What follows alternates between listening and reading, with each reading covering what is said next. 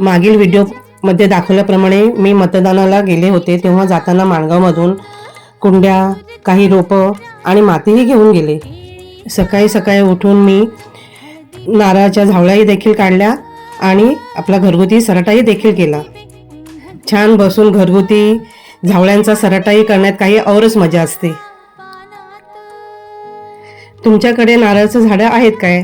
तुम्ही असा घरगुती सराटा तयार करता का बाजारातून विकत घेता? तयार केलेल्या सराट्याने मी अंगण देखील झाडून घेतले. मेथी आणि धणे देखील भिजत ठेवले.